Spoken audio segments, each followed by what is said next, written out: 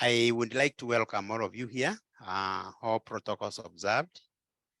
My name is Joshua Laichena, and I will be the moderator for the day. And today we are meeting here to be able to converse, discuss, and consult on a few results that we have been able to simulate from the current government economic plan, the bottom up, which we have been able to see what would be the impact of implementing that plan. And therefore, we have lined up various things to be able to move on. And because we have online participant, we will not start with the protocols first. We are going to hold it, and we will continue with the presentations, so that now when our CS arrives and the PS, we can actually be able to stop there and officially animate them, and we'll be able to continue. Is that in order? Yes. So our first presentation will come from Benson Kiriga. But before then, I would want to invite James Talo, who is a senior research fellow from IFPRI, to be able to make introduction to the presenters who are going to present us the result of the bottom up. Please, James, welcome. Thanks, Joshua. What we're going to present today, and what the two presenters are going to present today.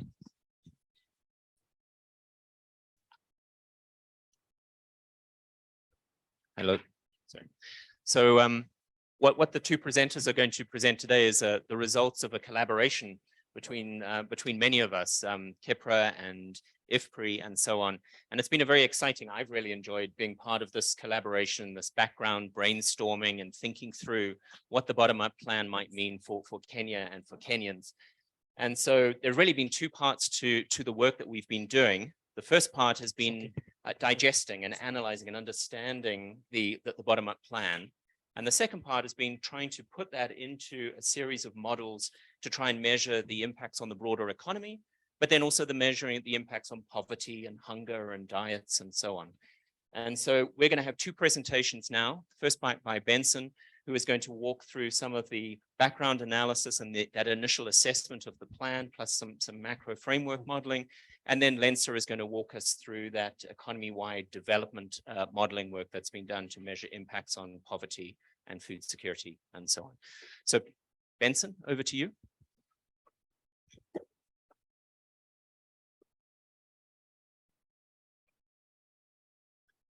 Thank you, and good afternoon.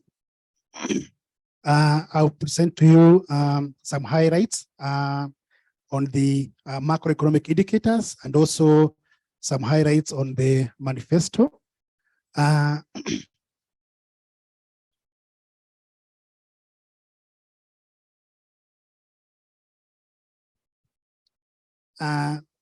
start with is the highlights on the some of the economic indicators that we have for Kenya. And we see that the Kenya's macroeconomic environment remained robust. And this is mainly due to the economy growing by 7.5 for the year 2021. And we've seen that in nominal terms, we find that the growth of GDP has been from 8.5 trillion in 2017 up to 12.1 trillion in 2021. And that's actually a remarkable performance for this country. We've seen that this growth has been supported by improved performance in the key economic sectors within the country, which are manufacturing, that grew by 6.9%, wholesale and retail, that grew by 7.9%. Real estate is another key sector at 6.7%, transportation and storage, and also financial and insurance activities. On Also, in terms of per capita, consider the GDP and also the population, we find that the per capita stabilized at of $2,000 US dollar US dollar for 2019 to 2021, thereby making Kenya to be categorized at a lower middle income levels. And we've seen that the per capita improvement is from US dollar 18.05 in 2017 to 2,204 in 2021. In terms of trades for the other economic indicators,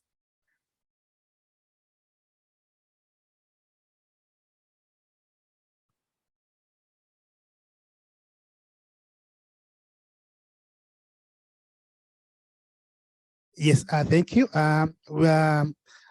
There we have some historical GDP growth and also per capita and inflation. And we find that for 2020, we have our GDP contracting by 0.3%, and basically due to mainly the effects of COVID-19. But we find that inflation has been at the level of 5% within the policy range for 2017 after 2021. And also the same case for GDP per capita has been growing steadily up to 2,205 US dollars. In terms of trades in employment and real GDP growth, we've seen some changes. If you look at employment, particularly for the formal employment, this has been some small growth depicted by the red bar, the small growth in that formal employment.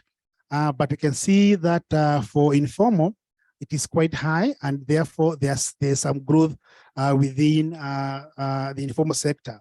And also we can see 2020, all these trades were affected. So those are some of the macro indicators that I wanted to share with you. Going next to the issue of the manifesto, there's some highlights that we need to present on the bottom-up economic plan. And we see that there's a set of priority programs that aim at bring down the cost of living, eradicating hunger, creating jobs, and expanding the tax base. And we see that the key pillars that are expected to achieve these are: one, agriculture, and these there's an issue of having a financial commitment in the budget to the tune of 250 billion Kenya shillings for the years 2023 up to 2027. Also, we have another pillar is micro and small medium enterprises sector. Also, housing and settlement budget, the issue of healthcare and digital superhighway. These are the key pillars, some of the key pillars expected to drive these expected priority areas within the country. The bottom-up economic plan targets to mobilize and influence allocation of capital in a way that it generates most benefits to the economy. And the other one is also the issue of employment, to create employment, but focusing mainly to agriculture and also informal sectors. And within these also to promote income distribution, also promote economic stability, and also the issue of adequate tax revenues as a way of resource mobilization. The plan focuses on investing the limited capital available and also create jobs. So there is a commitment to invest of Kenya shillings 500 billion over the next 5 years in the smallholder agriculture and also in the informal sector. Well, some of the policy concern we need to highlight for this is for the issues of economic transformation. The plan targets to transform Kenya's economy through the bottom-up economic plan, and also to empower the medium, small, micro and small medium enterprises and the farmers as the engine for this expected growth as well as job creation. Also, another concern is the issue of tax revenue and tax administration, and these matters of broadening the tax base and ensuring that everyone pays the equitable share of the tax burden. Servicing public debt and the issue of pending bills. The plan is to service the debt and also to have alternative sources and therefore borrow cheaply and pay the pending bills going forward. Also, for employment creation, there's the issue of establishing Hustlers Fund that has already been done, and also to have a budget allocation to the key sectors to have some enhanced funding, and also the issue of subsidies. Next, for these assumptions, we have KIPPRA and IFPRI having some collaborative work to review the plan at subsector levels.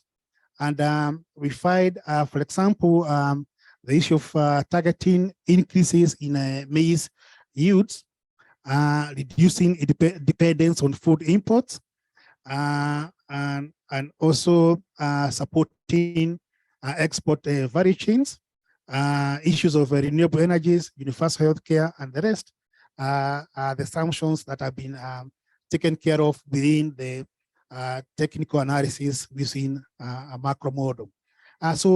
Based on expert opinions, the team has then estimated the expected sector level growth rates for the 89 sectors that are being considered for this analysis. And therefore, the results that we have are based on these subsector level estimates. And then a CG model has been utilized to come up with some technical results that will be presented immediately after this. Thank you very much. And I now welcome Lensa to continue with the presentation. Thank you, Benson. Before Lensa comes in, I think that those are the preliminaries to show what is outlined in the Kenya Kwanza Manifesto. What is it that the Kenya Kwanza Manifesto says that they are going to implement?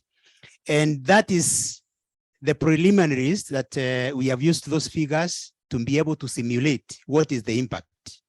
However, before we continue with the other part, we are informed that our chief guest is here. We are going to really pause a little because we have been invited the cabinet secretary to come and pick that gist of the results. So it wouldn't be nice for us to be able to continue when he's here. Let us give a few minutes as we interrogate the manifesto. So I think, and I know Lensa will be telling us this, we looked at the last say 10 years growth. Thank you.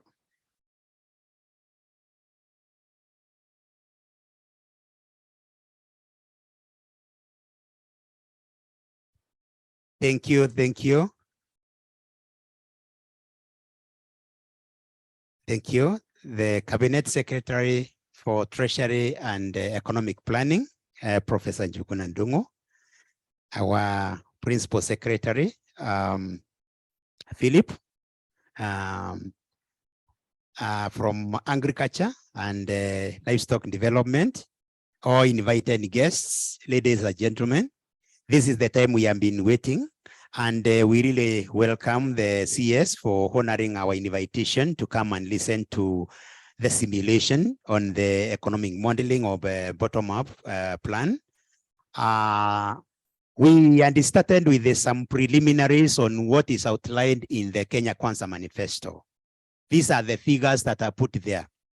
These are the figures that the team in IFPRI and the KIPPRA are put into the modeling. And what the team wanted to see is that what would be the impact of implementing this plan as it is. So you have come the right time. These are the results that we want to present. And now I want to call our presenter, Lenza, to be able to take us through on these simulations and what they mean to the economy.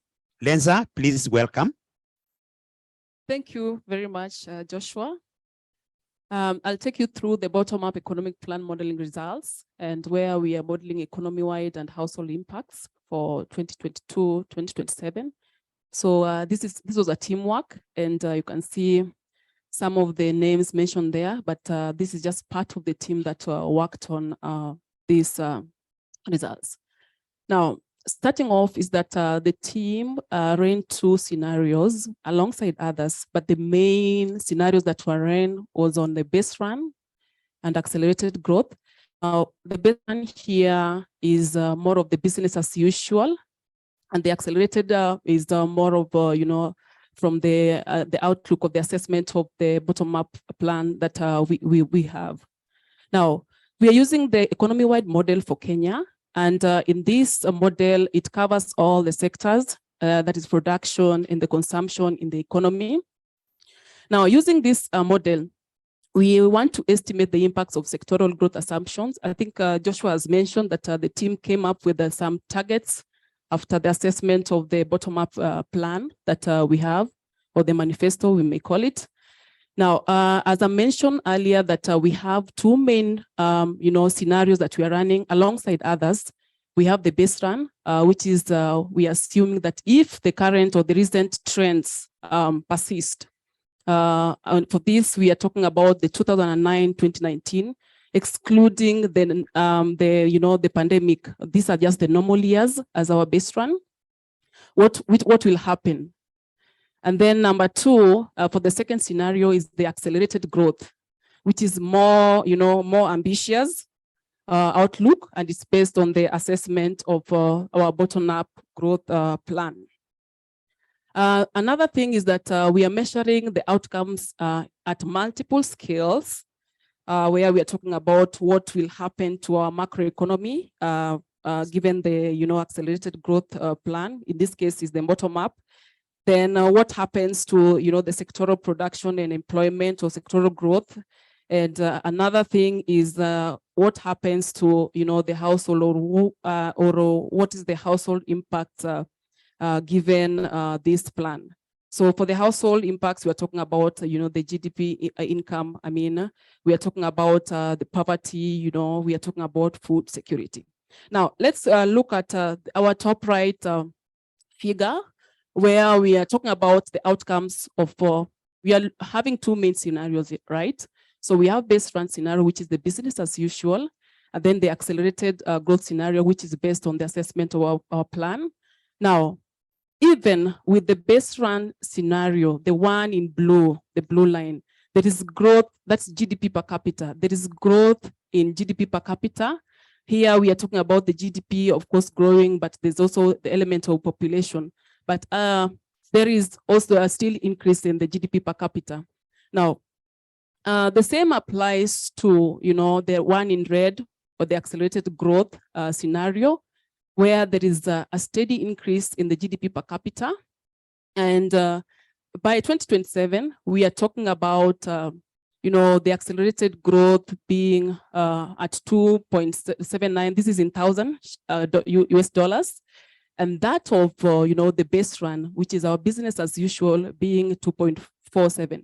Now, for us to estimate the impact of our bottom-up or our accelerated growth, then we get the deviation, the difference between our base run and our accelerated growth scenario. And here, then we say that by implementing the impact, the bottom-up, then we are going to have an additional of $320 per capita. That's roughly 35,000 Kenya shillings per person. given this accelerated growth scenario. Now, the next figure also, as we increase our GDP per capita, then we expect that the population also grows down, and not unless there is high inequality in the economy. So in this case, so you see, the baseline, the poor population still goes down, even with the current, trend persisting. But then with the accelerated growth, then the poor population goes significantly down, and that translates to 2.8 million fewer poor people if we implement our bottom-up plan. Now, these are the headline results, and let's look at what happens to our macroeconomy, because we had different scales for measuring this.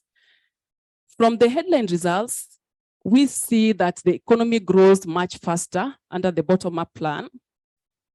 And we can see from the figure, the average annual growth rate of the baseline, the total GDP is 4.8% in the one in blue. But then the accelerated growth scenario, which is our bottom-up, in this case, is 7.2%. So this is the GDP at market price that we are talking about. Now, another element that is quite important, the total absorption, in this case is the consumption, it's private consumption. We have the government consumption, we have the investments. Now, we know that, the total absorption is the measure of national welfare. And in that case, also the private consumption is always a measure of, the household welfare. So if we look at the figure, we find that the private and public consumption demand grows slower than GDP. Yes, you can see the private consumption there is 5.9, which is slower than the 7.2 that for our GDP at market prices. And for the public consumption, because we know the government also consume when meeting its objective, it's at 6.0%. Now look at the investment is at 8.1% and the accelerated growth scenario, but then at the base run it's 3.9%. So we find that the investment growth accelerates, doubling the base run, which is our business as usual annual growth rate. So we have 3.9 and 8.1 respectively for the base run and the accelerated growth scenario. Now, another important element that is key in that comes out quite well in the manifesto, or rather the plan, is the need to improve on our foreign exchange earnings.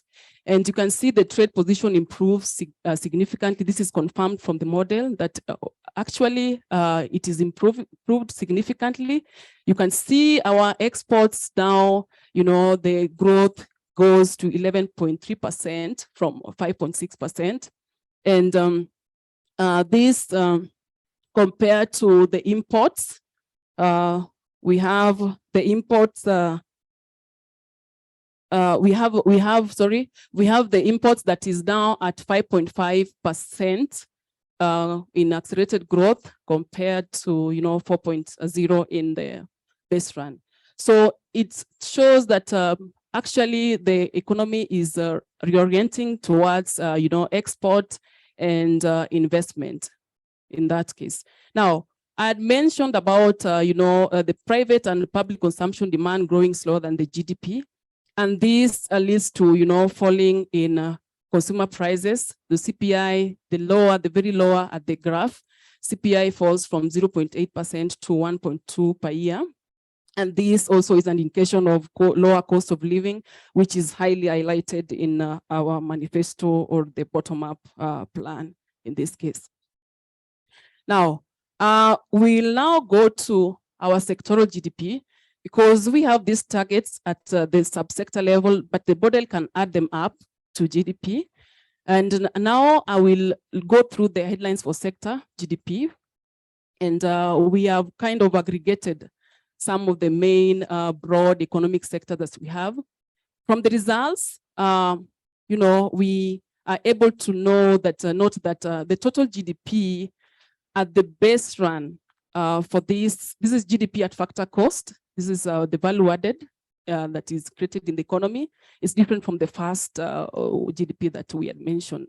So this is, we are having 4.9 growth, this average annual growth rate. If business persists as usual, then with our accelerated growth scenario, then we are talking about 7.4%. Then across, if you look across the sectors where we have agriculture, and agriculture we have crops, livestock, then we have industry, we have manufacturing, and we have services. We find that additional 2 to 3.5 percentage points growth rates across the sector. So yes, and there is a relatively larger acceleration in agriculture in relative terms. So we can see the agriculture there, we're talking about 5.6. In absolute terms, the agriculture looks lower, but in relative terms, then it has a larger acceleration. It is also important to note that the economy has continued to undergo structural change, even with the with the business as usual scenario, and that the slower growth in absolute term, that's the 5.6% in agriculture, indicates a lower productivity in that manner, and faster growth in manufacturing also indicates higher productivity. So manufacturing, we are talking about 8.9% growth from our model results. Now, another important headline result that I need to highlight is the decomposition of growth. Here we want to decompose the growth into one, capital accumulation. Two, we have the total factor productivity. Then we also have the labor force growth also being part of this decomposition. Now, capital accumulation is found from our model as an important source of accelerated growth. If you look at the figures on our right, okay, we have the total growth in 2022 to 2027, and we have these factors of of production. We're talking about labor, land, capital. Of course, we have the total factor productivity. Now, we had indicated that from our accelerated growth scenario, then the investment is expected to grow, or will grow by 8.1%.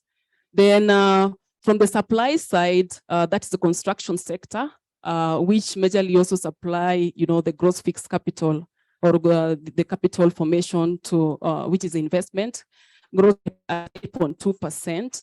And then the capital stock is growing at 6.6%. Then the capital contributes from the figure on our right. We have total capital in gray, then total factor productivity in blue, labor in green, and land in red. Then we have the two scenarios there, the base run and the accelerated growth. And then we have the additional growth, which actually measures the impact of our bottom-up plan. Now, if you go through the the graph there, then we say that capital contributes 20.3% of the total growth in 2022 to 2027. That's look at the accelerated growth, the bar in the middle. We have a total of 43.2%, out of which we can see capital contributing, having 20.3% of that. Then it also contributes to 3.4 percentage points of additional GDP growth in 2022 to 2027.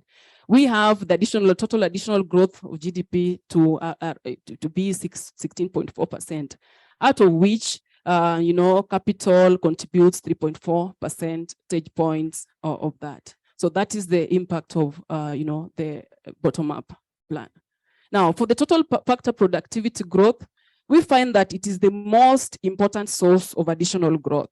Now, look at the last bar. We have 12.4% being contributed additional being contributed by total factor productivity.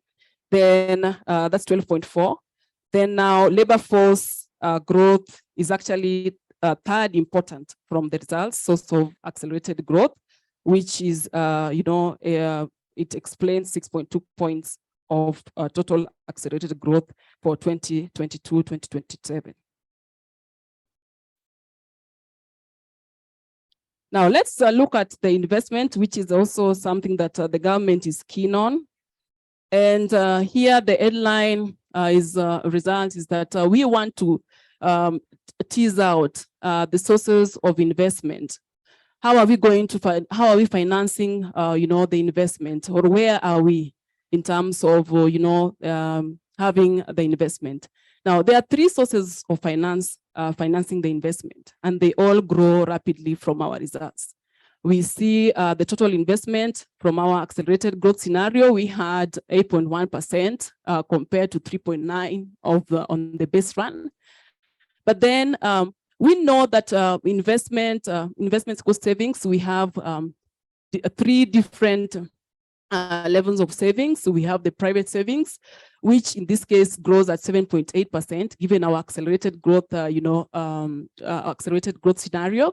We have the foreign inflows. Then we have our public savings. Now here the public sources are they grow rapidly at 4.3%, but then it has a small share in the total investment at 3.3%. So the most important source here is the private saving. The private sources that are most important at 66.6%. Now, it's important for me to note the internal consistency within the model. This is an economic model, and it's based on the theory, economic theory, as well as the strict accounting principles. Now, upon assessment of our targets, we had some growth targets we had mentioned. One of them, is construction, and it was coming out so a very robust growth. But then within the model, the internal checks, internal consistency that has to be met.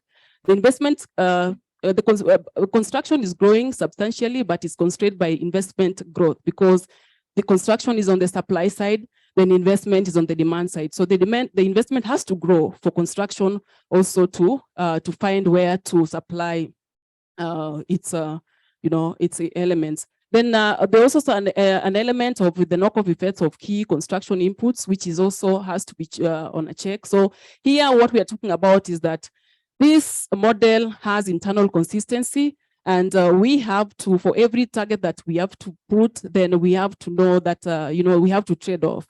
So here, modeling faster construction growth will require faster investment growth. And what that does mean, it means that we have to slower consumption, and that has possible smaller poverty impacts.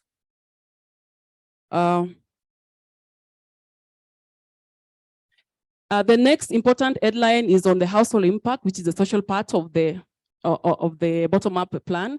Now, given the accelerated growth scenario, then we find that incomes and employment rises with accelerated growth. The GDP per capita increases by $320 per capita, and that's roughly 35,000 by 2027. There is also additional 700,000 jobs being created by 2027. And the rising income, of course, reduce poverty because we now have 2.8 million fewer poor people by 2027. The growth also benefits the poorest of the poor in the economy. Now, in terms of food security, which is measured in terms of hunger and diet deprivation, we find that 1.5 million fewer people are now undernourished. Then also, in this case, we have diet deprivation, which is the opposite of diet quality, and it's declining. So, given the growth, this growth scenario, then we are talking about a reduction in or an improvement in the diet quality. Now, deprivation here is a gap between the household level consumption and the household level consumption and the healthy reference diet based on 6 major food groups. Now, the next important element that I will highlight, you can see it's underlined, is that the bottom-up plan is consistent with its goals. If it's implemented, then we shall have achieved the faster growth that we need at 7.2 in the GDP at market prices. We also have job creation that is achieved. We have additional 700,000 jobs created by 2027 based on the accelerated growth scenario. Then we have reduced poverty. We can see 2.8 million fewer people are now by 2027. Then hunger, of course, 1.5 million fewer undernourished people, as well as the cost of living. We see the slight reduction in the CPI in that case. So thank you very much for your time. And thank you, Lensa. The reason why we said we go on with that, we have quite a large number of online participants. That is where we want to include that. At this point, I want to return the program to our executive director so that she can be able to handle the preliminaries that we had already jumped so that we be able to continue. Executive director, thank you. Yeah, thanks very much, Joshua. Honorable CS, Professor Njuguna Ndung'u, PS Philip Hasama, Agriculture and Livestock Development, my good friend Channing and Clements, and of course, all of us who are here. I have so many friends, so I'll not mention all of them, yeah? We are very, very happy that you've managed to come to this event today. As you know, we have a new government, and the new government has come up with its manifesto, which actually spells out the aspirations in the development trajectory. And what we are discussing today is to ask what exactly would be the outcome if everything that is proposed in the manifesto was to be implemented 100%. And if it is implemented 100%, we have seen that there could be some very good outcomes that we could be looking ahead. And given that we have our Cabinet Secretary, National Treasury and Economic Planning, we also try to give him an indication that as we move forward with the growth projections, that there is quite a lot of support that the government is required to give, not just in terms of facilitating infrastructure and therefore government investments, but also crowding in the private sector, because at the end of the day, the sources of growth would be coming from the private sector. I want to give this opportunity to Channing, the Senior Director, Transformation Strategy, CGIAR, CGIAR, to give us a few remarks. Thank you. Thank you very much, Rose. Thank you to everybody. It's such a pleasure I was just telling Rose, I've been talking to Rose about doing an event like this and moving these things forward for almost 5 years. COVID got in the way, a number of other things got in the way, but it's fantastic to finally see this happening. And it's great to be with Njuguna. Thank you very much. And Philip, it's a pleasure to meet you. I'm very pleased to be here. Yesterday, we had for the CGIAR, the board meeting for IFPRI and for the whole of the CGIAR. And the new chair of the board of the whole of the CGIAR said, how are you engaging with institutions in developing countries?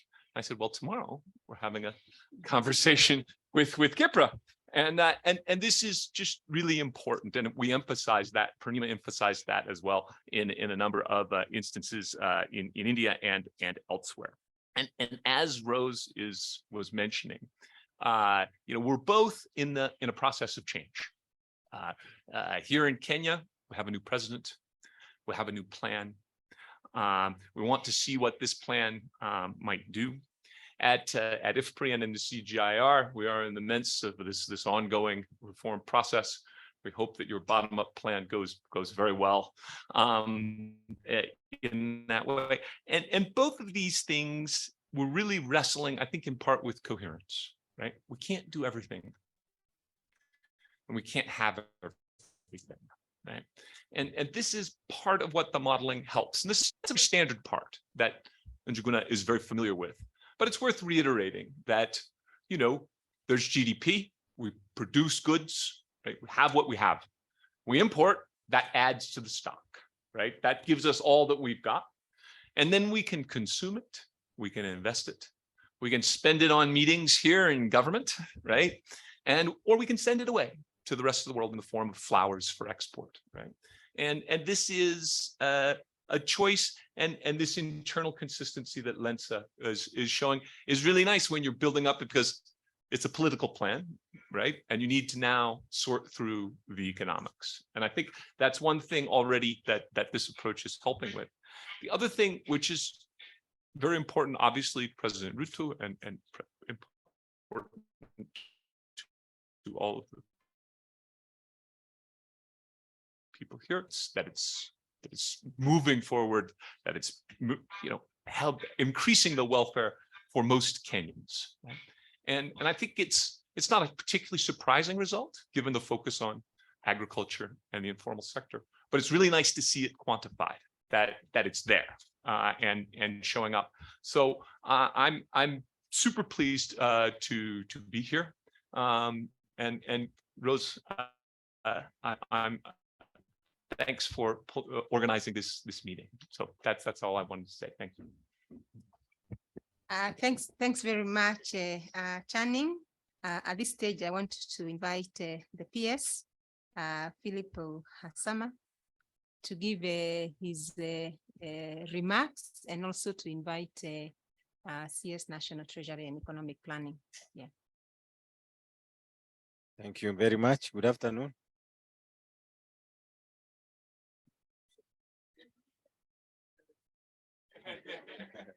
Yeah.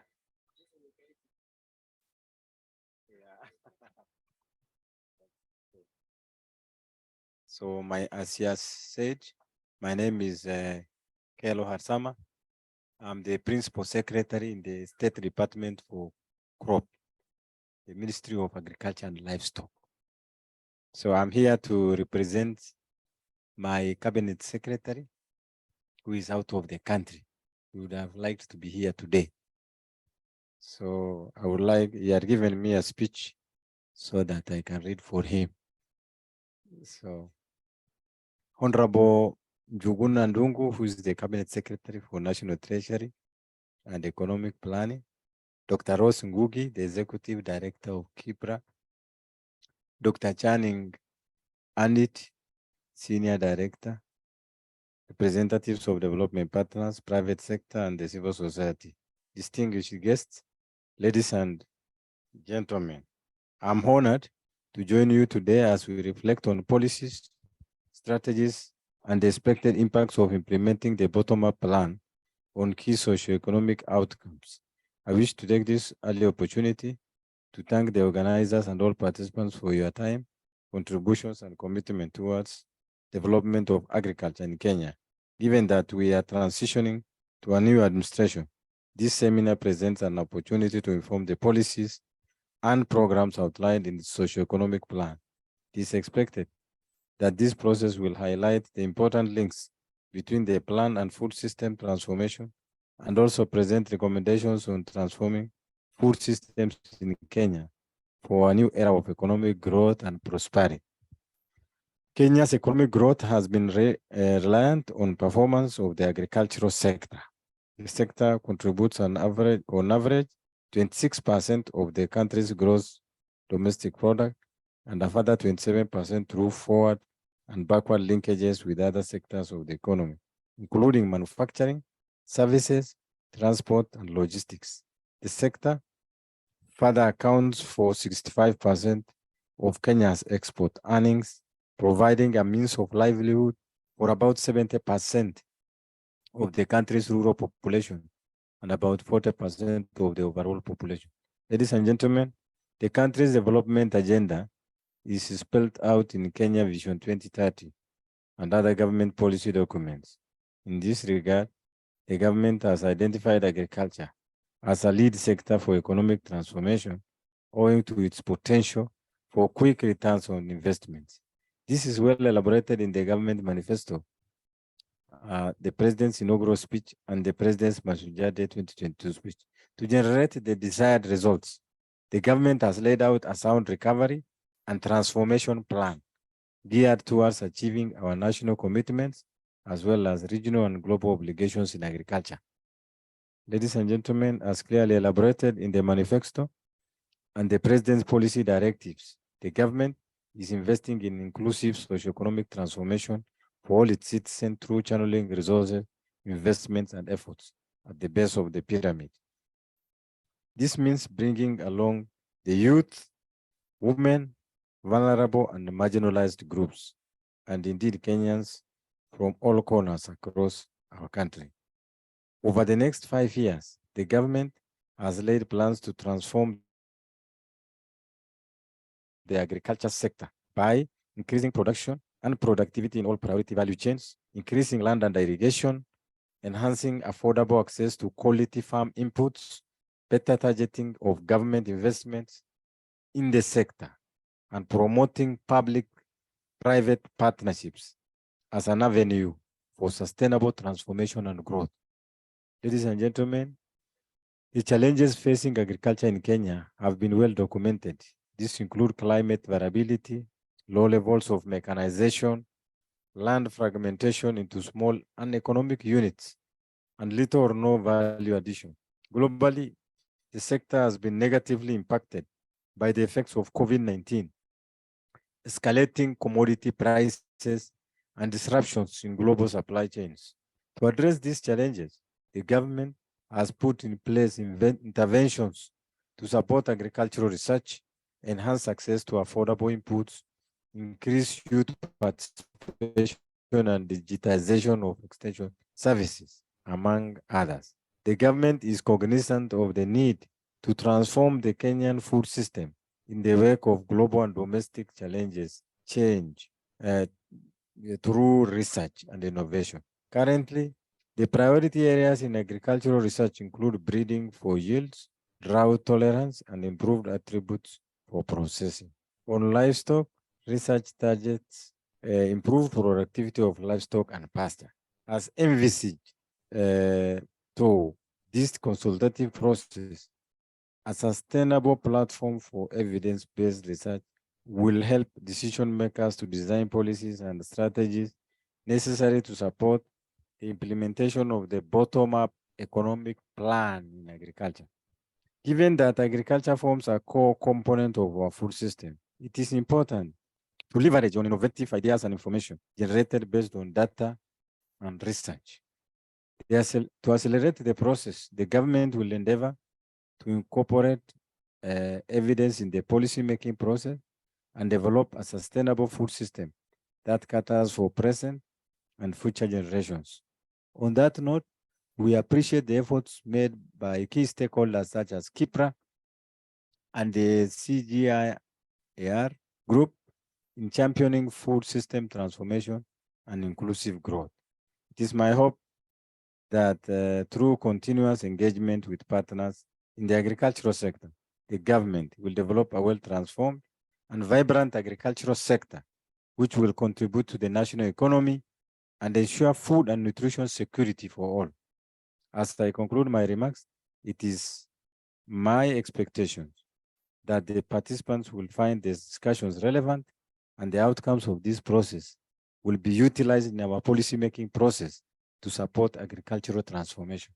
Thank you. That is Honorable Medical Inturi, Cabinet Secretary for Agriculture and Livestock. Thank you.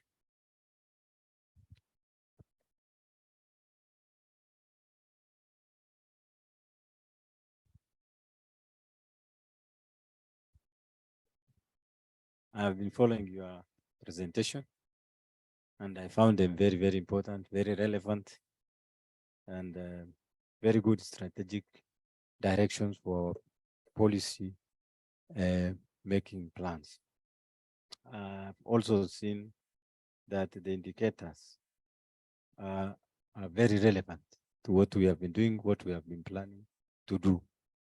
And particularly with regard to the ability of this manifesto to move our economy to a bigger level.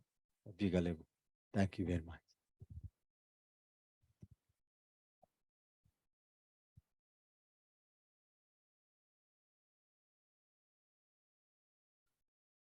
Sorry, thank you.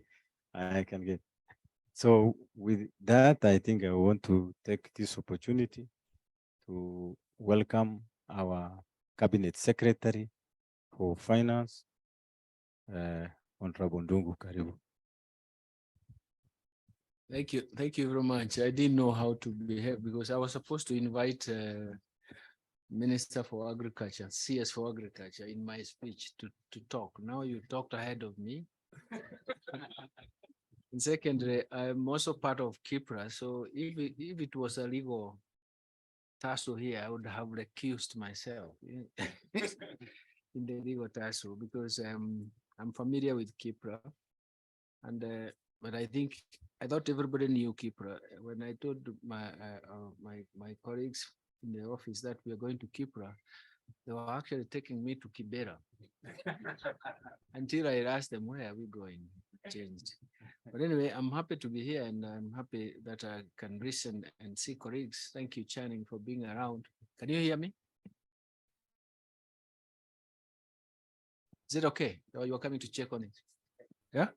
This one? Oh, then we put it on. And I think I was supposed to invite to honor Milika Ntuli, the Cabinet Secretary for Ministry of Agriculture and Livestock Development, but he's ably represented by his peers. Rose Goge, I think we have come a long way. Channing, I think I was telling my colleagues that everybody calls me Jogona. And it's only you who has done that today, or even for the last 3 months. Because I'm still, nobody wants to remember my name. It will be forgotten soon. So thank you very much. And those of us who are there. One of the things I noticed is that the presentation is quite important and timely. And I'm very happy that IFPRI and KIPPRA are working together. I have worked with so many colleagues here. Joe and I come a long way, Joe Karugia, and so many other people here. And we have mentored so many economists. So I'm very happy that the collaboration between KIPPRA and CGIAR, and especially trying to in terms of reorganizing our thinking with what is really happening currently where we are. And the important objective of this seminar is to share research results on the expected impacts of implementing the bottom-up approach in socio-economic outcomes such as food systems, jobs, poverty, inequality, and diets.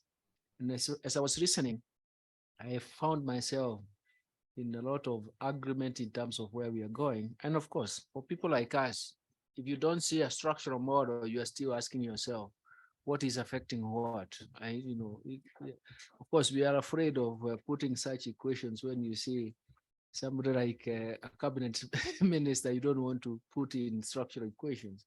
But so for us, we really have to see that. But the most important thing is that we are trying to actually provide some answers, some answers that may be used. And in fact, as I listened, because I didn't know I would make a speech, I was actually focusing on 4 areas that I think what we have to ask ourselves, where are we starting from? And one of them is, what do you do when you have negative and persistent shocks? And it means that they distort the pattern of economic activity, but of course they tell you that you have some homework to do in terms of reversing them in the first instance. And the second thing is that the big picture, and especially from Channing, and something that we have struggled with is climate change. And I was actually giving some impromptu discussions somewhere else, and he said, food security and climate change in Kenya will have to be a major issue. And because essentially we know what happens, especially with climate change and food security, it is causing massive, should I say, loss of lives, massive poverty, massive inequality, and also social conflict is coming out. So you find that in the short period that this has happened, we have shifted a lot of resources to try and resolve loss of life. But we also have shifted a lot of resources in terms of preventing social conflict or even reacting to social conflict. So you can see things are becoming quite catastrophic. And the third issue that was really brought out is actually economic management, and especially trying to reverse institutional failure problems. I looked at the figures, and when I was seeing the presentation, I see that the growth of 7.5%, and then you have to ask, you have to go back and interrogate, and especially KIPPRA, you have to interrogate this. I was in a place where I had to defend the, why did we move from about 18% of the target is now like 18% of total, that is tax effort, that is total government revenue to GDP. We moved from 19%, we are now at 14%. Is it the structure of the economy that is changing? And then when you pronounce growth, you know, revenue, tax revenue is actually predicted or forecast through on the basis of growth. Then why is that growth not giving us tax revenue? We have to ask ourselves those questions because they will come to you. Once you present those figures, then somebody will ask, but then why are we not seeing the results? And one of the arguments we had before the IMF concluded their report is that please try to understand the structure of the economy. Don't say that the economy must move to 19% of tax effort, but then you have to understand which economy are you talking about? Because essentially, if you look at the last 7 years, what has expanded massively is public investment in infrastructure. Okay, it has been massive expansion. But if you look at it, it's not a taxable sector. So in a sense, it's expanding, but the taxable sector is actually, and of course, you know, we talked about, I think there was a point that was made that we have to move into crowding in. But so the crowding out effect has been quite massive. And the government investment in public investment has actually been like a very severe crowding out system, but it's also like a Dutch disease. It has qualities of a Dutch disease effect. You can see what has happened in, you plot the non-tradable prices, they can tell you something. And if you take that further and say the reciprocal of that should show you the real exchange rate, you should understand what is happening in that market as well. So there are so many things we can answer. But more importantly, I think when we go into the institutional failure problem, then when we have to ask, I think the target here, and I like the target, is that how do we reverse the capital accumulation? Because essentially, if capital accumulation continues in the trend that we have, then we cannot ignite an economic transformation. I think there's one time Rose invited me and I presented some slides about what is the problem. And one of the things I focused on, let's just focus on capital accumulation. And of course, I went further and said, why do we want to replicate the East Asian miracle? Because essentially, the East Asian miracle was actually based very much on one, human capital development. And second, actually savings rates were quite, so in a sense, the capital accumulation was helping those countries to ignite a dynamic economic transformation, which is still moving on.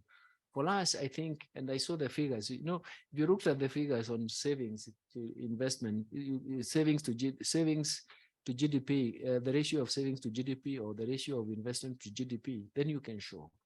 But I also went further and said, when we had a chance to ignite capital accumulation through debt, Then there was massive problem, governance issues, which I wouldn't want to talk about now for obvious reasons. But being an economist, I'm looking at that structure. And that's why, for example, we are talking about institutional failure problem, and even the celebrated what is in the market today is actually the Hazardous Fund, which is actually a market intervention. It's an intervention due to market failure problems. For those of you who happen to have seen me today, I can tell you I've written a lot in terms of the institutional failure problem. But here I would like to maybe mention maybe 4 areas that I talked about in the past. And one of them was actually, since we have discovered that the digitization can be the process of achieving so many of the things we want, then obviously we have to make sure that nobody is left behind. And if nobody is left behind, then it means that they will come to that space. The e-platforms are going to help us in terms of coordinating virtually everything else. And finance is one of the most important things. The second thing was that we have to actually talk about interoperable payments platform so that we can lower costs. I think I've gone further and said in my latest publication, and I said that it's going to be very difficult for us to replicate what telcos have done across. But those who are latecomers, what we can do is to negotiate an appropriate leasing arrangement so that we can actually have an interoperable payments platform. Nobody has talked about it, although when I talked about it 5 or so years ago, everybody thought it was very good, but it's something that I want to actualize. And the third one was actually, we have to have electronic ID system. I don't know whether anybody has gone to the Hazardous Fund, and they are not even asking you for an ID. They are being very clever. They are asking you for your PIN. And please don't go giving your PIN to anybody.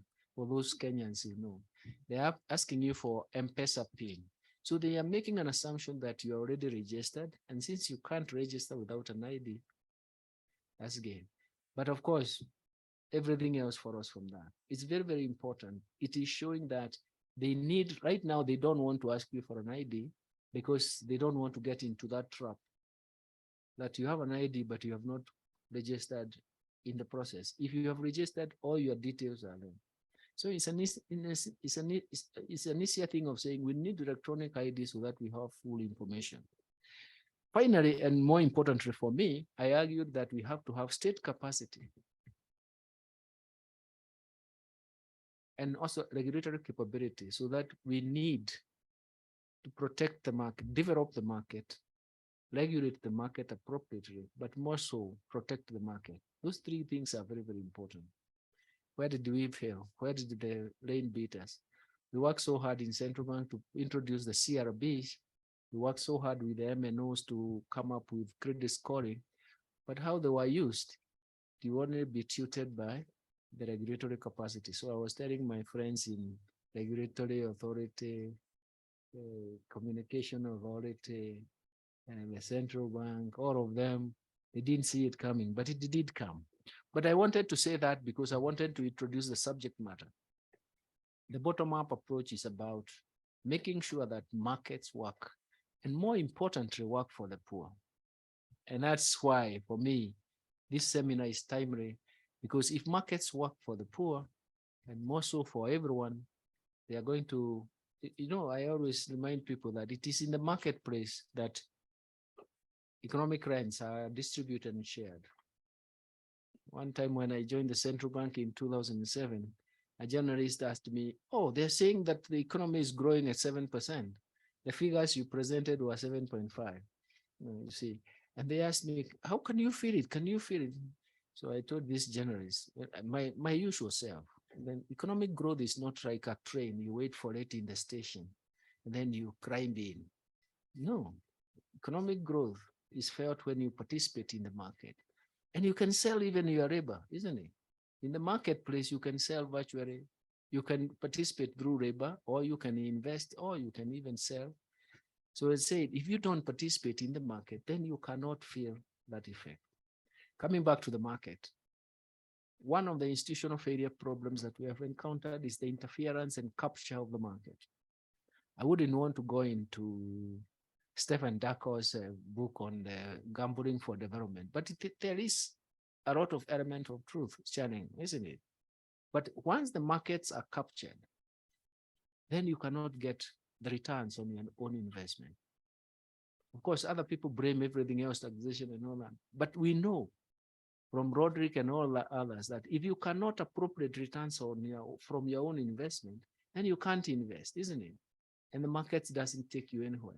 But for me, in the Kenyan case, and especially the bottom up, once markets are protected, they are developed, properly regulated, and also protected from capture, then you're going to see returns being shared out appropriately. And they are going to ignite production, increase production and productivity downstream. And what we see upstream is actually increased incomes. That's the essence and critical factor of bottom-up approach. So this seminar is timely as the government is at its initial stages of implementing its development agenda. And why I talked about those issues off the cuff, because there are issues that are already there. We talk about them every day, but we want them to be understood. The other day, people was talked about Hasra Fund and the money they want to get, but I said, you have to have an idea what you're going to do with the money. And in everywhere, it is the guys who know what to do with the money are the ones coordinating everyone else. I'm looking at the data every hour. It is coming to us every hour. And I can tell there are people already who are already moving very fast with it. And you can actually tell by how many times they have borrowed in the last few days, and they have paid back, and they have borrowed again. What are they doing? Look at a roadside kiosk guy. How much does he need to restock his kiosk? Maybe 500 shillings. So he's going to borrow the 500 shillings. He's going to buy stock. Within 2 days, he's going to come back and borrow. So that's the frequency. So we want to make sure that the research recommendations coming up also are consistent with the realities that we face. Somebody was in TV asking, what is 800 shillings going to do with me? That is what my evaluation. After putting all the details, how much he can borrow was 800. I said, but whose problem was it? Is it the fund's problem or your problem? Why do you want more money than your own evaluation? And we have to go back to these factors because they are very interesting. And I know majority of the countries that are facing similar problems like ours are going to have that same problem of the subjects, of economic subjects who don't believe in, who do not want, first of all, to start from their own base and try to work out from your own base. We can now call it endogenous growth because it's coming back to haunt us that we should have believed in ourselves in terms of growth. But in actual fact, we thought we can replicate other growth models. But we should have started from the resources we have, organized them properly and moved on. And that is for us is very, very important.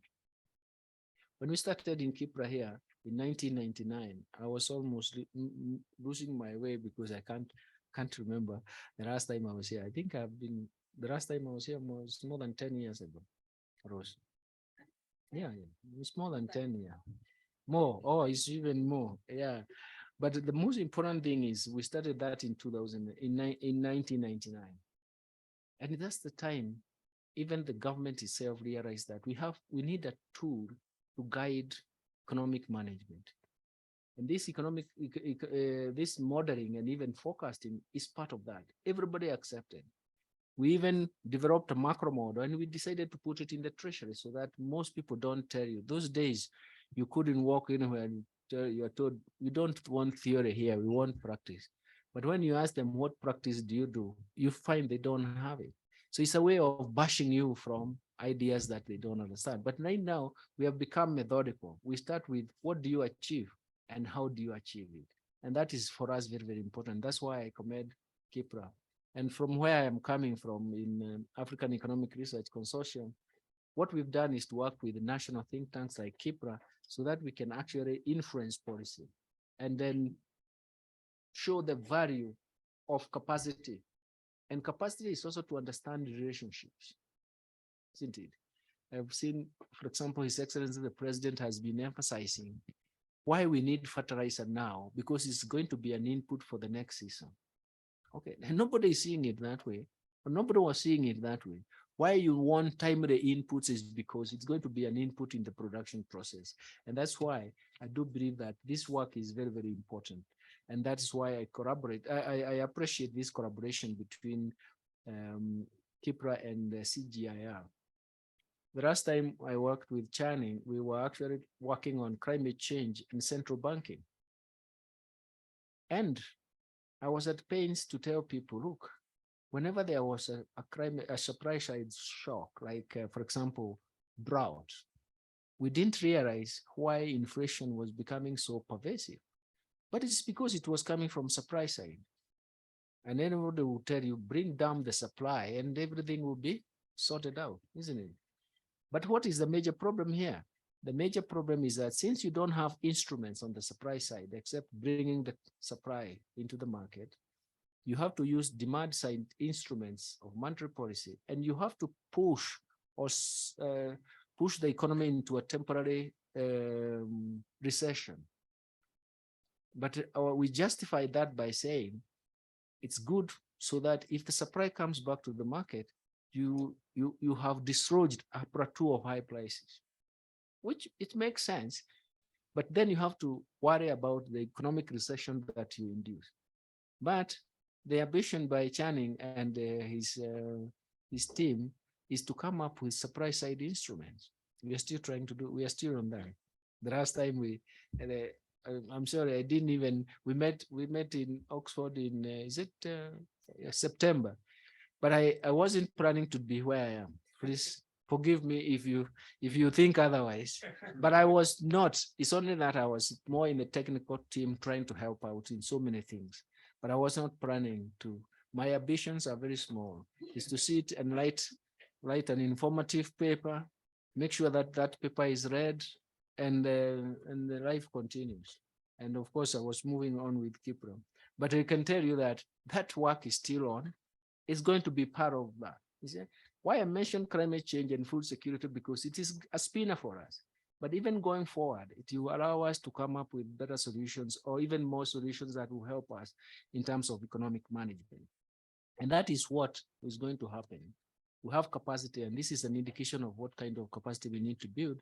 And that capacity is always going to give us the results that we want. But we do want to make sure that you understand it's not some years have passed by. The policy informed or well-informed policy will always achieve the results that we need. But if it is not, then it doesn't help us. Once you have a presentation like this, you connect the dots. And I always tell my fellow where I'm working from in the treasury that if you don't connect the dots, we also don't understand where we're going. Because essentially the economic modeling will give us what are you likely to do so that you get these results. And that is the most important thing that we have. So you rest assured that the results that you develop, we'll be happy with, we'll use them, we'll make sure that it works for us so that some years to come, we'll be telling ourselves that it's because we had this conscious plan, conscious targets that we are going to make things work. And they work in small steps, they work, will solve one problem after the other. As I said, I am conflicted because I'm part of KIPPRA. When I sit here, I still believe that I was here in 1999 to 2001. And we developed a macro model that actually helped everyone understand how the structure of the economy is. We should be able to be showing how the changing structure of the economy is working and what we really need to make some interventions that are going to make a difference. But more importantly, we want to strengthen this network of those people who know exactly what we need to do, plus those people who will help us do it. And secondly, we now use it for policy making, informed policy making. So thank you very much. I was supposed to actually invite Rinturi to have his speech, but you can see we have turned it loud.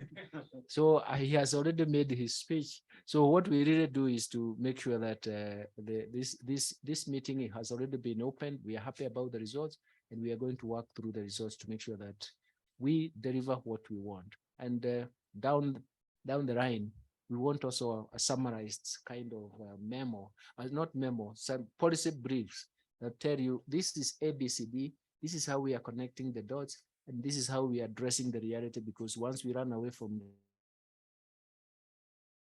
reality, we cannot be there. So thank you very much for inviting me. Unfortunately, I think I'm loaded with so many meetings. That's why I'm having the phone ringing through and through.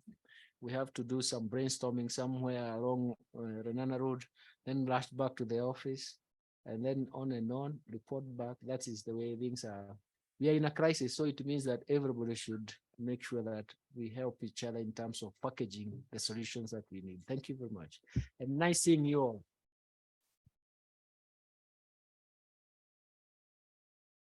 Okay, thanks very much, Bana CS, for the, thought-provoking discussions. I'm very sure that our next presentation, which will be on a food system, actually will be very interesting for our PS, so that you can see the kind of proposals that are coming up actually to strengthen the food system. It looks like our cabinet secretary wants to leave, and we shall allow you to go. We are very happy. 30 minutes late. Yes, yeah, but we shall continue with our meeting. So thanks very much. Yeah. Thank you very much. A clap, please. As we release the CS to leave.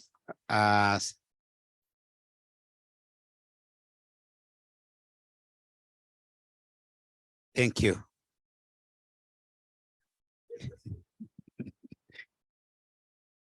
Okay, thank you very much.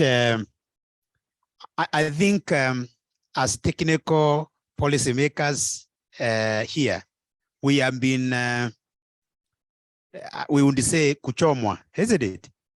Thought-provoking, and this is something very good. So we want to continue with the next presentation from Dr. Karugia on transforming food systems to support the bottom-up economic plan. So, Dr.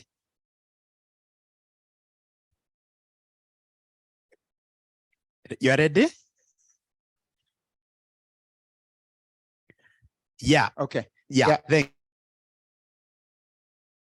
you. Thank you. Thank you, Joshua. And I recognize the PS, Philip Hassama, and other representatives of different organizations, all protocols observed. I'm going to say something about transforming food systems in Kenya and giving some policy options for the new, especially for the new government, some suggestions on what could be done. I think that we have laid out what the issues are, and we need not go through that again, but it's important to note that the bottom-up economic plan, what we have heard from the CS, Ministry of Agriculture and Livestock, from the CS, Treasury and Planning, is the centrality of agriculture in really achieving the objectives of the bottom-up economic plan. Because agriculture is relevant for the medium, micro, medium, and small scale enterprises. It's relevant for the digitization of the agriculture, and so on and so forth. And it's because we know that agriculture, has very significant backward and forward linkages with the rest of the economic sectors. I think the recommendations that we have are coming out of a book that has been done by Kenyans from different organizations, KIPPRA, universities, Tegemeo, and others, with the support of the partners from the CGIAR. And so very homegrown kind of recommendations.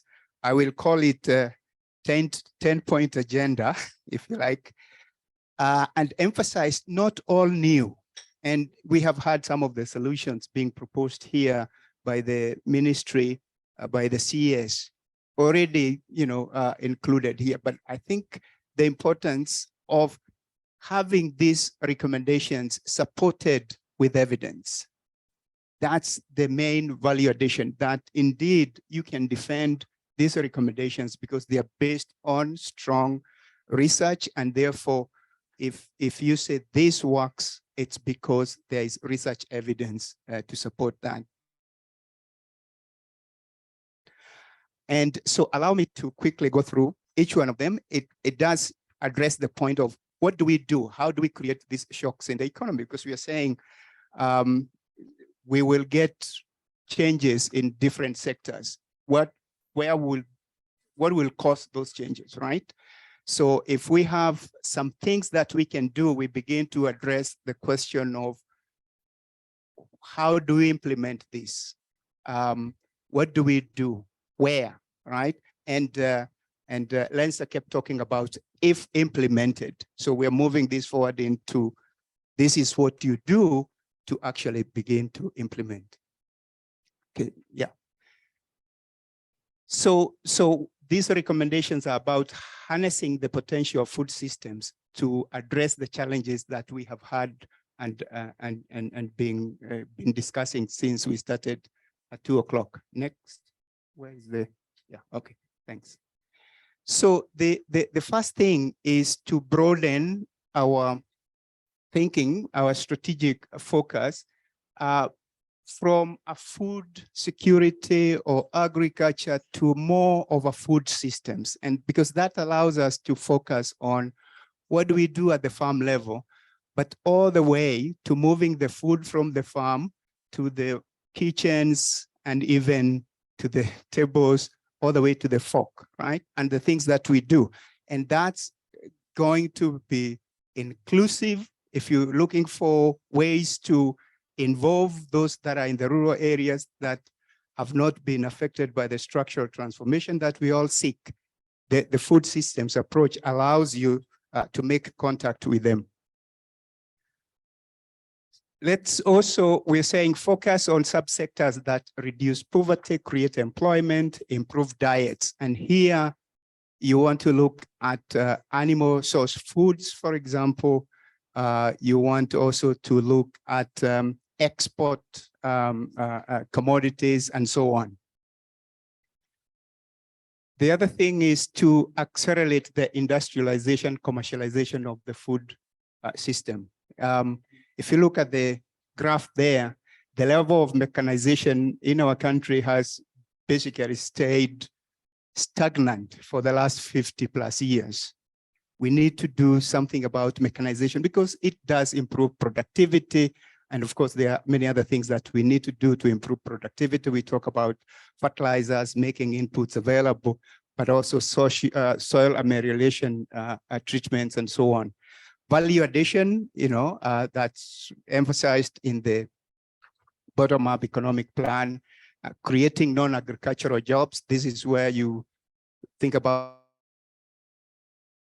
those backward and forward linkages we talked about, because it's agriculture that's the base, but also allows you to create non-agricultural jobs because incomes in agriculture get used and stimulate demand for non-agricultural products.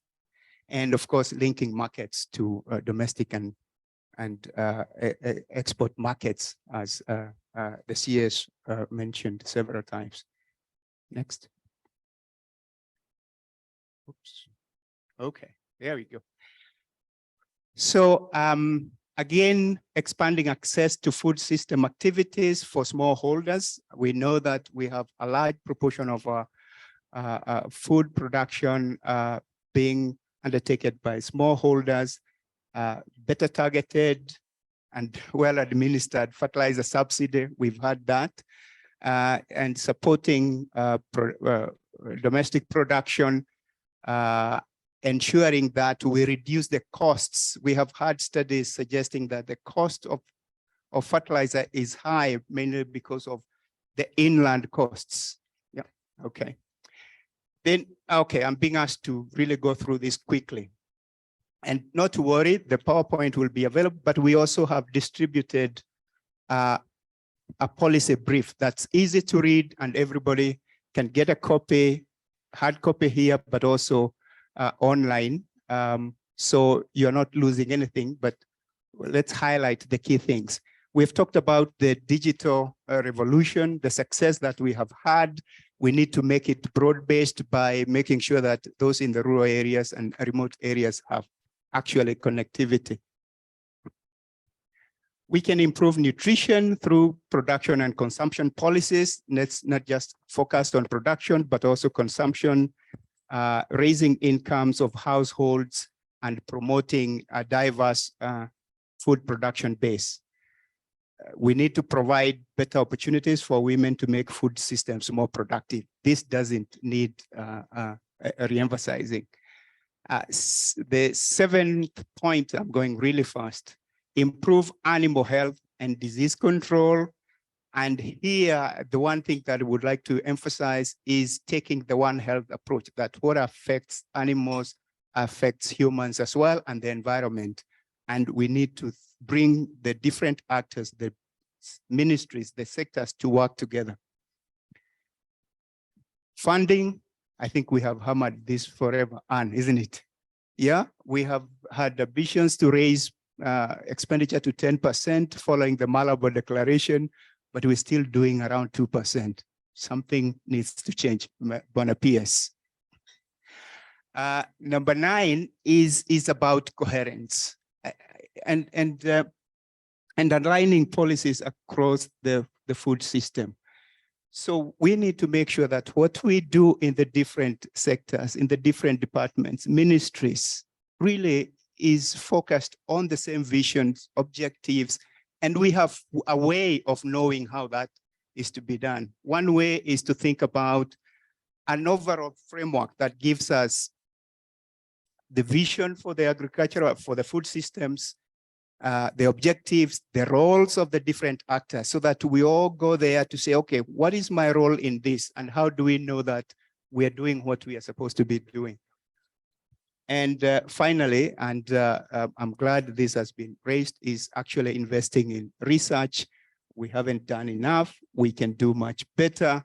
We can make better use of the university facilities. We are investing in university education here, but we are really not getting the universities to give us research outputs, innovations that we could use. And it's a big, in my view, big waste. Yeah, I'll pause there. Thank you. Thank you. Thank you very much, Gary. Clap for him. Now, I think the details are in the policy brief that we have been given, and then the presentation will also be shared to all the participants. So I think it's something that you can be able to reflect on to all of the agriculture sector. At this point in time, we have 2 discussants online. Boniface, can you hear me? Boniface Munene, that is Executive Director, Youth Policy CAF. Yes, I can hear you well, Mr. Lichena. Thank you. You have 3 minutes to give us some reflections on the 3 presentations that have been done. We are pressed by time, but we would really want to hear, because you are youth, you tell us what you think about these presentations so that we can all of us reflect. You have 3 minutes. Thank you. Okay. Thank you very much, Mr. Lichena.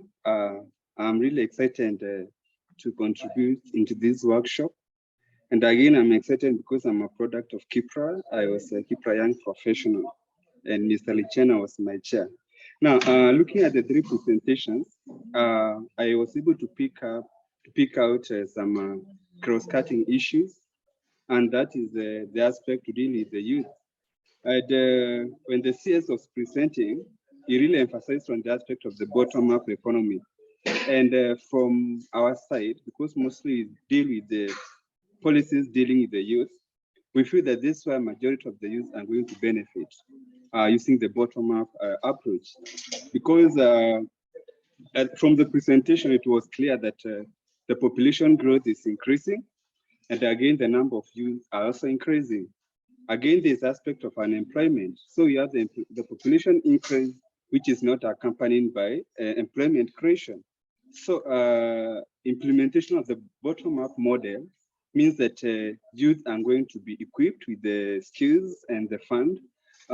Some people may think that the money that is given is too little, but for a youth who has a dream and who is aspiring to succeed, that's a lot of money, as long as you have the plan. This aspect of the digital.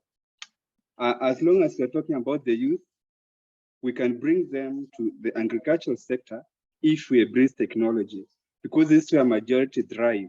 We can use them to develop the communication gadgets, to improve the communication between the farmers and the market, the relay of the information. The aspect of the funding, again, is a key issue among the youth, because we find that the youth have the ideas, they have aspirations to start a business, maybe, or agri-farming. But then you see the aspect of the funding comes in, they don't have the money. So even as we implement this bottom-up economic model, it's good that the president thought of it, and it's good that there are no much legal requirements, because that's another bottleneck that prevents the youth from participating in agriculture. You find that you want to access some funding, but then you have to give title deeds and the like, and you find that these are the things that the youth don't possess. So with the Hustler Fund, I feel that again, this is a brilliant idea, and it's going to open the gates of investment among the youth. Another issue that is coming out clearly is utilizing the research, because you find that youth have written a lot, especially those at the university level. They've written some recommendations, but then what happens to these recommendations? They're just dumped in the university libraries. Nobody looks at them, yet there could be very important policies, recommendations that have been put across by the youth. If you look at most of the innovations in the agricultural sector, these mobile apps are developed by the youth. And how did they develop it? They develop these apps through such researches. So we would really appreciate if these recommendations by the university students are put in practice. I hope I've not taken much time. My former boss, Mr. Lechena. Thank you very much. That's my contribution. Very much, Boniface, for the reflections. Do we have Dr. Mimal Kantaria, Agriculture Sector Network Chairperson?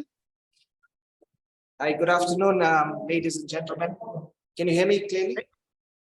Yes, we can hear you. 3 minutes to give us your reflections, please. Very quickly. So I represent the whole private sector agriculture sector under KIPPRA and KAM and Chamber.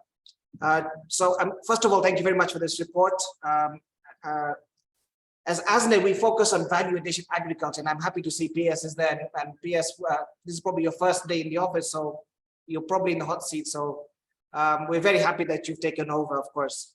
Value-added agriculture is very important to us. It's not only basic growing of crops. And I want to give you 2 examples of what massive growth there is in this country. If you look at the sugar industry in the last 2 to 3 years has had massive, tremendous growth in factories all over the country. Factories like Kwale Sugar, all these kind of sugar companies. The amount of investment that's gone into it's tremendous. And I think it is one of the big things that we're very proud of as private sector. The only problem is, PS, is that your office, previous office, AFA, was not legalizing the new strains of sugarcane, and they've applied to your office several times. But if you can apply these new strains where yields go up, you can reduce cost of production from $1,000 a ton to $400 a ton, and we can compete with Mauritius. So I think some of this, quick actions on legalizing the new sugarcane varieties would be very helpful. Secondly, we've already talked about it, is the new fertilizer factories, blending factories that have been installed in this country. We have got 9 new blending facilities in this country, including my own at Elgin, Kenya. So there's no need for you to import blended fertilizer. I don't know why the government is insisting on importing blended fertilizer when there's so much fertilizer already in the country. so much brand new factories have been installed. We've got about $20 million of new investment in fertilizer blending in this country. And PS, if you have some time, come and see our factories. You'll be shocked at just the level of development in the last sort of year. We want to thank government for subsidizing fertilizer, but it's excellent because it's done at the production side, and you're subsidizing production and not consumption, which is exactly what we want. But PS, can you please support local industry, buy Kenya, build Kenya, by buying the fertilizer from us, from our factories here in Kenya, and not importing the fertilizer. And I'm very happy that PS that you're doing it through the e-voucher program. I understand the e-voucher program is back on the radar, and that allows the farmer directly to buy inputs from agro-vet shops throughout the country, and that benefits everybody, including us manufacturers. And finally, to KIPPRA, can you please talk to CS? I know he left, I should have said it before, but there's 18 billion shillings of VAT refunds that are blocked, and he's only allocating 1 billion shillings a month for VAT and withholding tax. The bulk of that VAT refunds is in the agriculture industry. If he releases that funding, a lot of companies like Flamingo Horticulture and all the big farms can reinvest the money into more production and more capacity, which will help obviously the country in the long term. So value-added manufacturing, agro-processing, subsidized production or consumption, and refunds of VAT is really the 3 main things I wanted to talk to you about. But a lot of that I saw was covered in your report, which was excellent. Well done, guys. Thank you. Thank you very much, Kantaria. I don't know, we had invited the Institute of Economic Affairs in one online. Institute of Economic Affairs. Council of Governors, anybody representing Council of Governors online? I guess no. Thank you. At this point, because we want to redeem time, I want to call Dr. Panima. I want you to run their questions. I'm sure participants have questions. They are online questions which I'm going to be read so that we can be able to reflect. But we want to also hear whether there are those who are online, those who are on the other room, because there is another room there we are projecting to see whether there are questions that are rising. Please take over. Thank you so much. Thank you so much for having us here. Very, as Channing mentioned, I think IFPRI, the CGIAR, we are absolutely thrilled to have this partnership with KIPPRA. Now, the good thing about Channing and his role being an economist, and me and my role being a nutritionist, is that we are forced to think about the impact of the kinds of issues that we're working on multiple outcomes. And I can see that we have lots and lots of questions over there. I have a few questions of my own as well. But let us start with having a few of the questions online. Is there somebody who's going to read out some of the online questions? I think we should give the people online.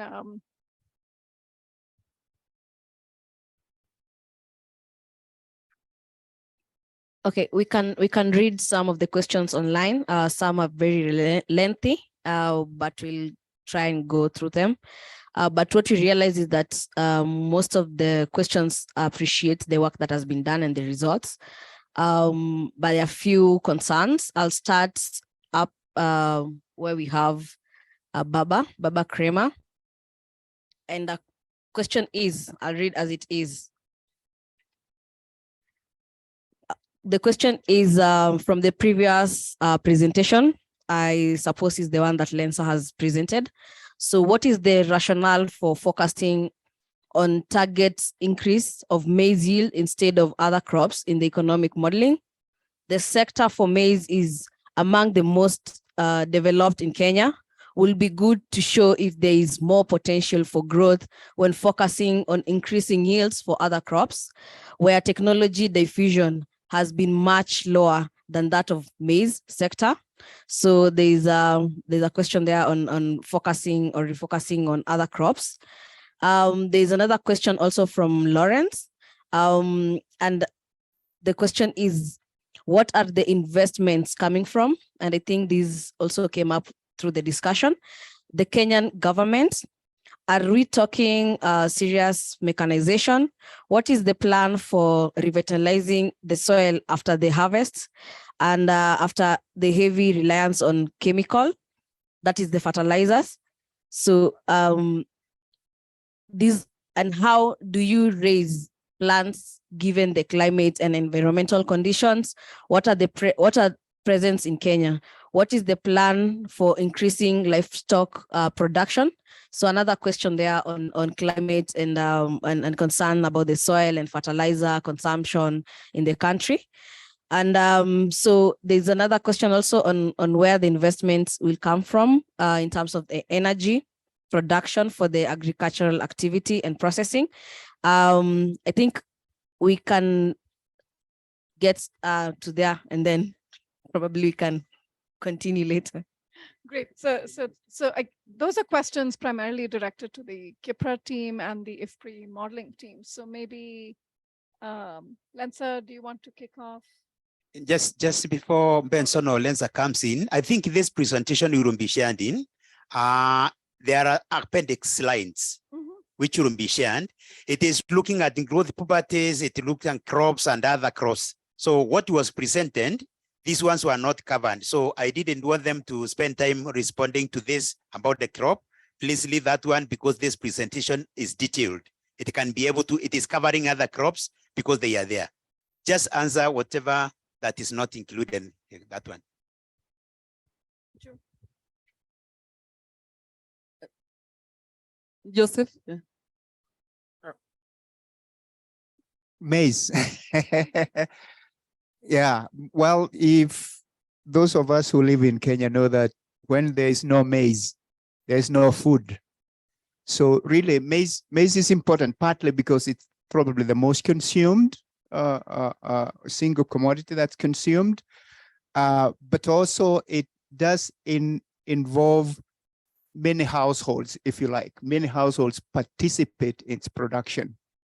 So it pays, you know, it makes sense to pay attention to it, but I don't think that we have done that at the exclusion of other sectors, right? So the model, as you had, has 8 or 9 sectors, and some of those are crop subsectors. Maybe June can speak to that. So, so they, in one sense, maize is important, but that's not at the expense of other products. So Benson, do you all have any comments? Yeah, maybe there's a second room. Can you take us to the next room? We see whether there is any question. We have other participants in the next room here. We couldn't fit all of us. And do we have any question from there? Any question? I think there is any question, maybe from here. Yes. Any in this room? No. May I ask a question? Yes, please. Oh, well, I really appreciate, you know, the way the presentations have been structured around transformation of the food systems from the perspective of growth, prosperity, and a few dimensions of health and malnutrition. What I'm concerned about is when we think about health and malnutrition, we need to think about a few more dimensions of it. And in particular, I think about the ones that actually cost the health sector the most, which is issues related to overweight, obesity, non-communicable diseases. And one of the things that we've learned over the many years of working on malnutrition is that, of course, food is one of the biggest risk factors for the health of populations. And the health of populations in and of itself has huge impacts for the economy in terms of, you know, spending and things like that. And so how do we get ahead of some of those issues in this type of modeling work, where I think in the past we've been focused primarily on poverty, hunger, and some aspects of the diet, but is there a way to sort of really move the modeling and the analytic work that helps us look forward to, you know, what is the Kenyan population health going to look like in, you know, in the next 5 years, in the next 10 years? You have a DHS survey that's coming out. The data collection is still imminent, only in 2022. But I think it would be well worth looking at the findings of that and then coming back to this. So I was wondering if any of that kind of Any of that has been approached so far in this type of modeling, moving us forward towards thinking about overweight, obesity, and non-communicable diseases as part of the portfolio of outcomes one looks at in terms of social outcomes. So that's my question. No. It's a very challenging space for all of us because, yeah.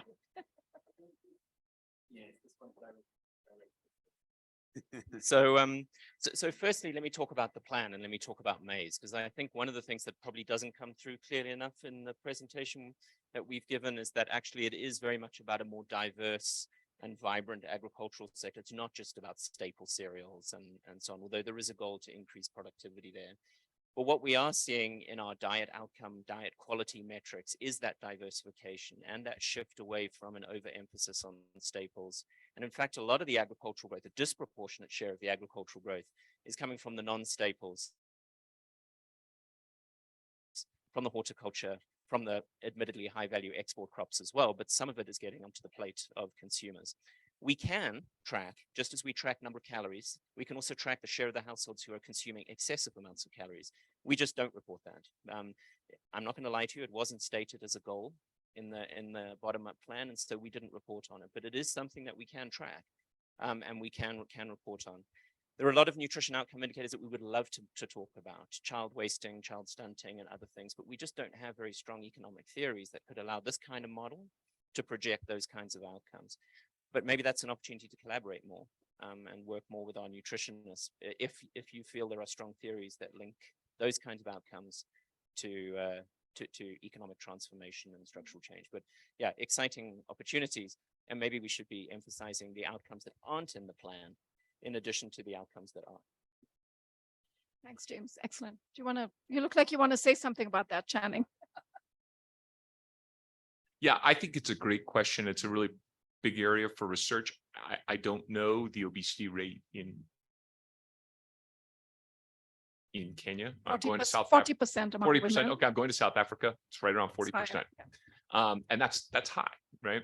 And I think there is a lot of space to think about coherence between, your production policies, your social protection policy, agricultural production policies, your social protection policies, the way those work together in order to bring that, to try to reduce that down. There also has to be a bunch of microeconomic work and nutrition work that I think, Purnima knows about, and others to sort of nudge people in the right direction. One of the things that I've been saying a fair amount is, some of our metrics of poverty, for example, are in a way in this environment a little bit perverse, because if our metrics of poverty are related to cheap calories, which they are, right? And the way to get poverty rates down is to make those calories cheaper so that more people can afford them. Then at the same time, if we have a 40% obesity problem, we're also fueling this potentially fueling this other problem, right? And so we have to, I think, make a bit of a switch in the way that we conceive of where we are, and a place like Kenya in particular, with well into lower middle income category. It's time to sort of re-up a little bit and think about, instead of just a calorie threshold for your poverty rate, what about a healthy diet threshold, which is in the paper, and I think that is in the bottom up, or at least that notion is very much there. And this is something we'll be presenting this week on some thoughts on how we do that at the World Bank. But I think it's a really important area and something where a country like Kenya has a real opportunity to get ahead, to be a leader in a really important area. Because I mean, Purnima can fill us in on if you're about 40% obesity rate, then you have a fair number of things that you really want to be looking forward to. And drawing back to just straight productivity labor. Yeah. And it links straight into the economy in terms of people's spending as well as healthcare costs. I will say, yeah, this is a really important time, perhaps for Kenya to pay attention to what are all the things that we want food systems transformation to deliver, growth and prosperity. Yes, but if that's going to come at the cost of 10 years from now, incredibly high levels of non-communicable diseases and healthcare costs and other things, haven't served even, some of the prosperity or growth outcomes quite as well as we want to. And this is a great opportunity because the 40% overweight rates, you actually don't have a very high rate of diabetes. It's less than 5%. The numbers that I was looking at, and do have 20% of the population with raised cholesterol, which there are some health outcomes that one needs to be more watchful about. But these things really add up very quickly in terms of costs on the economy, these particular outcomes. So it's really something, good opportunity, I think, for us to come together and think really far ahead. Thank you for the opportunity again for all of us to be here. And back over to you, Joshua. Thank you very much. You undermate that this is quite a mouthful to be able to do it in 2 hours, because we have online listeners and who are following us.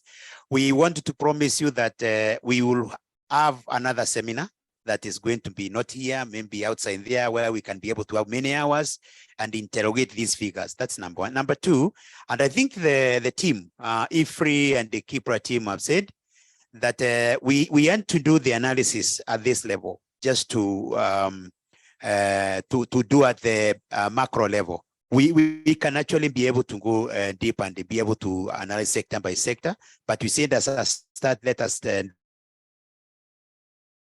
do it at that level. So thank you very much. We may not be able to stretch so much, but we welcome questions, we welcome concerns, so that as we continue processing this information into briefs, then we will be able to have your comment and reflections on that. At this point, I want to call Dr. Clemens Brisicha to speak for 3 minutes.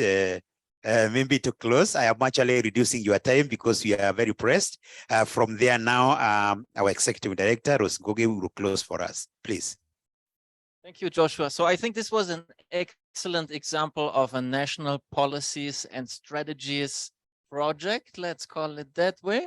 As you can see on the banners, there are 3 main priority areas for the NPS initiative, how we call it. And if you look at the first priority area, it's about policy coherence. Now, what have we done here? We brought together different ministries to talk to each other. We link economic growth to nutrition, and we have a model that actually builds in coherence between investment, construction, and other things. So I would say tick. So then the next main priority area is integrating tools. And what we are doing here together with KIPPRA, also KNBS and others, is really co-creating tools that can produce that evidence policy making that I think the PS and the CS are very much appreciating. And this is just the beginning of the journey. We have started this journey with Rose and KIPPRA maybe a year ago, and we have still a long way to go on that journey. And then the third one is responding to policy demand and crisis. Today we focus on the policy demand. We have heard it's really appreciated if this kind of rigorous research comes at the right time and can really feed into the policy making process. And we really hope it's useful. We took note. We got some homework to do, Rose, I think. We'll convert this in some policy briefs. And I think we also got a lot of new ideas, including more on the nutrition side. We took notes of your comments, Excellency, and also on Juguna's comments. So we'll continue to work hard. Let me conclude by thanking, first of all, KIPPRA, Rose, Joshua, and your team for all the collaboration that went into this kind of workshop, and also the organization, the IFPRI and the CGIAR team. It was great to have Channing and Purnima with us here. Thanks to everyone else, Joseph, Lensa for presenting, and everyone for participating. Thank you.